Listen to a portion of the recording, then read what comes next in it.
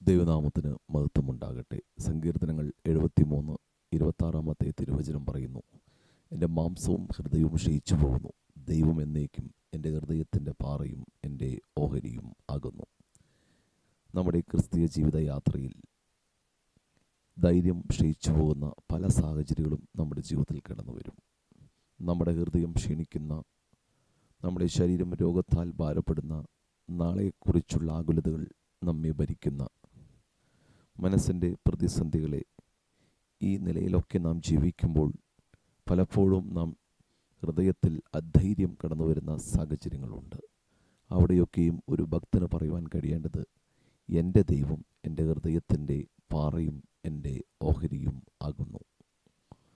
ഹൃദയം ഉറച്ചു നിൽക്കുക എന്നുള്ളത്, തീരുമാനത്തിൽ ഉറച്ചു നിൽക്കുക എന്നുള്ളത് ഏതൊരു മനുഷ്യൻ്റെയും ആഗ്രഹമാണ്. എത്ര പ്രതിസന്ധി വരുമ്പോഴും പാറ പോലെ ഉറച്ചു നിൽക്കുവാൻ കഴിയുന്നുവെങ്കിൽ നമുക്കറിയാം, ഒരിക്കൽ യേശുക്രിസ്തു പറഞ്ഞു, പാറമേൽ വീട് പണിത ഒരു മനുഷ്യൻ്റെ കാര്യം. ബുദ്ധിമാനായ മനുഷ്യൻ ആ പാറമേൽ വീട് പണിതു. കാറ്റും കോളും വന്നപ്പോഴൊക്കെയും ആ ഭവനത്തിനൊരു തകർച്ച ഉണ്ടായില്ല. എന്നാൽ മണലിന്മേൽ ഭവനം പണിത വ്യക്തി, നമുക്കറിയാം, കാറ്റും കോളും വന്നപ്പോൾ അതിനടിസ്ഥാനം ബലമില്ലായ്ക കൊണ്ട് തകർന്നു വിടുവാൻ ഇടവന്നു.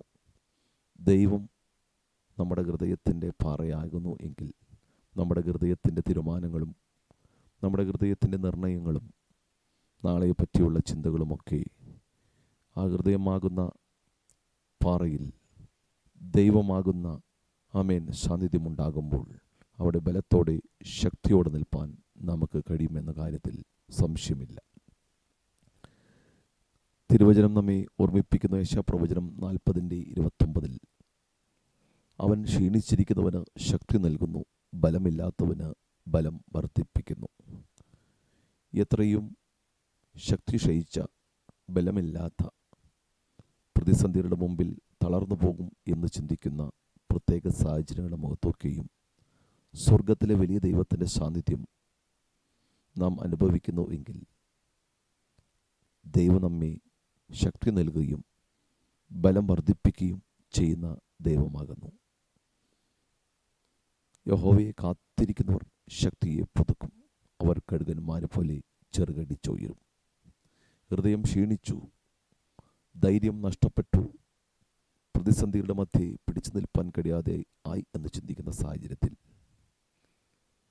ദൈവത്തെ കാത്തിരിക്കുന്നുവെങ്കിൽ, ദൈവത്തിന് വേണ്ടി നാം കാതോർക്കുന്നുവെങ്കിൽ, ദൈവശബ്ദത്തിനു വേണ്ടി നാം ആഗ്രഹിക്കുന്നുവെങ്കിൽ തീർച്ചയായും സ്വർഗത്തിലെ വലിയ ദൈവം നമ്മെ തൻ്റെ ശക്തി കൊണ്ട് പുതുക്കുകയും നമ്മിൽ തൻ്റെ ബലം വർദ്ധിപ്പിക്കുകയും ചെയ്യുന്ന ദൈവമാണ്.